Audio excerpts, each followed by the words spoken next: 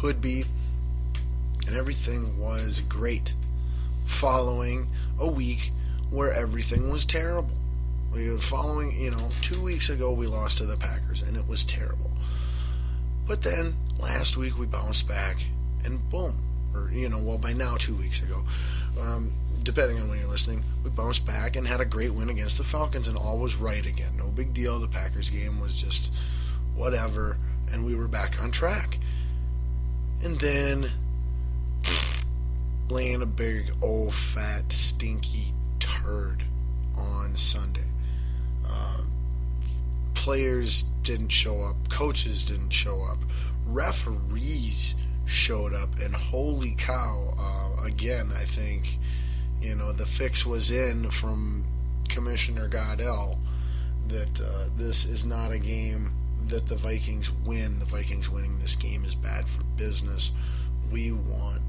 What's good for business is the two-time Super Bowl, attendees, the back-to-back Super Bowl attendees here, being a serious, former defending champion once again, and, really, I don't know, cementing themselves as, yet another team to be taken seriously. Like, Vikings record can handle the loss. We don't want them to win the division over the Packers anyway. I don't know. I'm not saying, they do stuff like that, but maybe they do. Who knows? It's possible. But the refs this last week were horrible. Not to be the guy and say, the refs cost us the game, but the refs did make it impossible for us to have any chance of winning that game.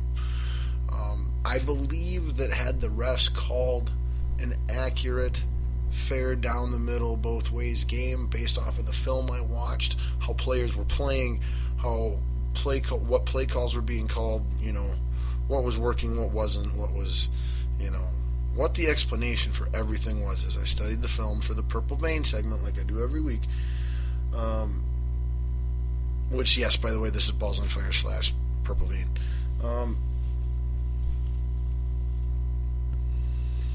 But the Vikings, in my opinion, would have lost that game by a score of anywhere from 24 to 27 is about what the Seahawks would have got. And the Vikings would have had somewhere between 13 and 17 points. So closest possible game, 24-17.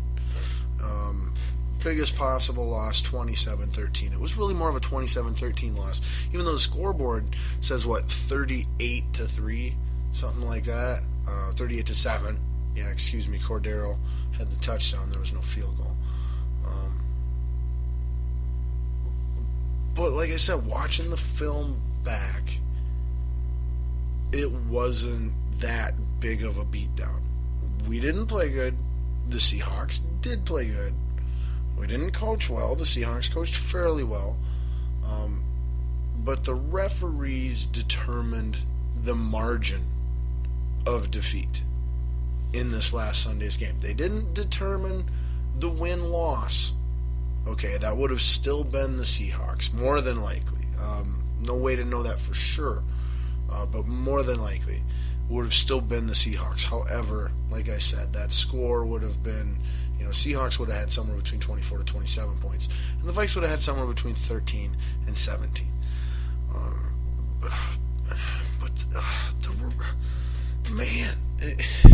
Having to watch that game twice, see, that's where you guys know I love you. If you're a Vikings fan, my weekly Purple Vein Vikings talk should be more than enough proof that I love you, because on weeks like the Packers and on weeks like this past Sunday against Seattle, I suffer through watching those games twice. I sit down after it's happened, after that crap show has unfolded before all of us, and I sit back down some later point in time and I go through it all over, I relive it all over again. But I learn a lot. I learn a lot about football in general, and I learn a lot about our Vikings team, both coaching staff, players, what our strengths and weaknesses are, what we need to do to be successful. Not that it helps anybody for me to know or not to know, but I find it fascinating. In fact, I was having this talk with a wonderful person this past weekend into a small window of free time, and I was discussing how I've always loved sports and loved football especially, but just that as I've grown older, I love it more than ever because I have an awe and a newfound, a different, broader awe of the game itself. When you watch it as a kid and you're in awe of it, you're in awe of the big hits and the deep throws and the fast runs and the spin moves and the all of that stuff, and that stuff's still cool to me. Not the way it was when I was younger, but that stuff's still cool. But now there's another element that's so cool, and that's the cerebral chess game that is football. There really is no other sport quite like it. Yes, you can compare other sports, to a degree in similar ways, but football is by far the closest thing in the sports world to chess. You've got these different sides of pieces, and depending on what kind of piece you are, there are different, responsibilities you have or don't have, and then also different things within the rules that you can or can't do. If I'm the left guard and it's a pass play, I can't just run down the field and decide to turn around and catch the ball and be a receiver. Like, that's against the rules. But that's obviously not if you're a wide receiver, or a tight end, or a running back. But so you've got this huge intellectual, side to the game as well, which just the older I get, the more I love. But then what makes that always a constant, entertaining and learning experience, and you never, it's always unpredictable, is the human element. Is that all these pieces, are actual human beings with their own individual strengths and weaknesses, to either, be successful, even though the play's drawn up and, on one side should win, but, they got a pretty good player over there, and your guy stinks, and so even though you got the right play called and they got a bad play called, they still win out. Like, it just, there's this always element of unpredictability, and no matter what's done right or wrong on each side, it could still turn out in favor of either side. You never know. But yeah, a little balls deep, explanation, theory on, what makes football so awesome. But getting a little sidetracked and back to the Minnesota Vikings. Currently now, getting ready to face the Arizona Cardinals this Thursday night on Thursday Night NFL Football. It is on the NFL Network, and again, rest easy, my fellow Minnesotans. If you do not have NFL Network, the game will be on either Channel 4 or Channel 5 or Channel 9 or Channel 11. I promise you it will be on one of those four stations, maybe even more than one of those four stations, who knows. So don't worry about it. But that is against the Arizona Cardinals, the number 2 seed currently in the NFC playoff picture. They are I have been telling you that they're the best team in the NFC for several months now. You know this if you're a regular listener. Thank you if you are, by the way. Coming off a short week, going from Sunday to Thursday. Granted, Cardinals got the same thing, I'm sure. But Cardinals at least have a home game. They don't have to travel in that short week. Vikings do have to travel in that short week. Always tougher on that team. Coming off a beatdown with lots of injuries. The injuries are the real story Because the refs were just, that's out of our control. They're going to make bad calls if they're going to make bad calls, and you just try to play through it best you can, accept that some stuff just ain't in your control. Some Packers game and Seahawks game were both really similar to me in that way. But the real concrete story here for this Vikes team is the injuries that are racking up, primarily on the defensive side of the ball, which anybody here in Minnesota knows that's been the strength and identity of our team. That's been what's kept us in games and got us these wins. Not that they're like the, winning us games like the, Super Bowl Ravens with Ray Lewis did, or the Super Bowl Tampa Bay Bucks with Warren Sapp and Derek Brooks did, nothing like that. But they're holding teams to 20 or less points every week was the reason that we were in every game and had a chance to win them, and a lot of times we were able to pull it out. But the injury bug has hit the Minnesota defense extremely hard. This past Sunday, defensive tackle, defensive player of the year candidate thus far, certain Pro Bowler for this year, defensive tackle Linval Joseph, did not play.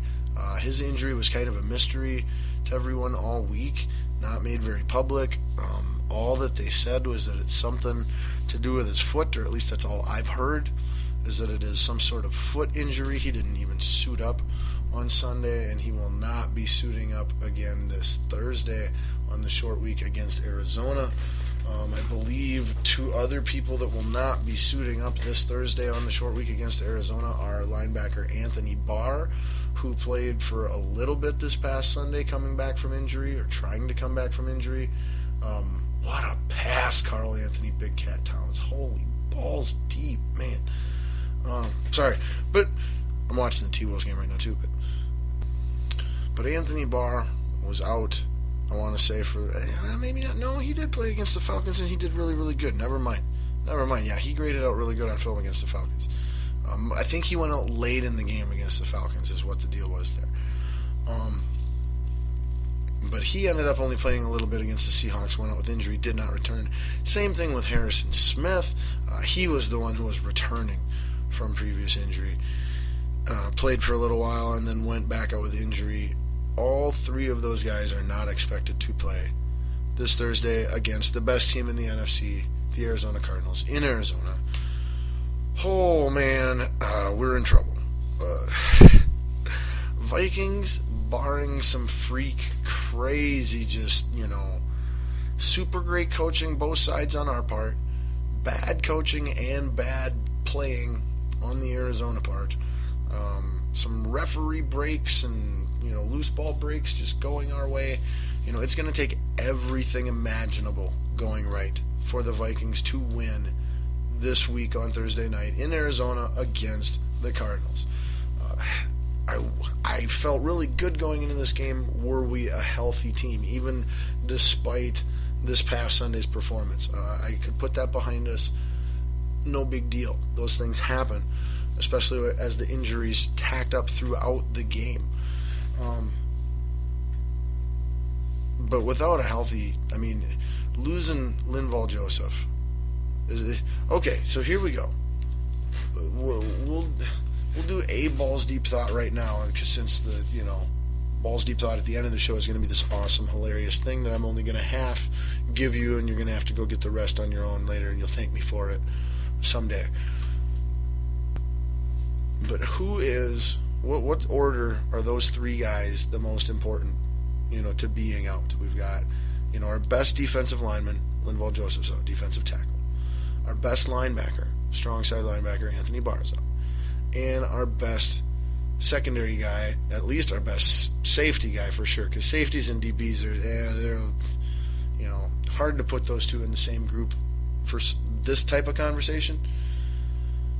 But we do it with the D tackles and the DNs, so But Harrison Smith, your best safety, arguably your best defensive back, he's out. Which one of those three, the loss, is the biggest if you're a Vikings fan? I'm telling you straight up, the biggest difference on the field is Anthony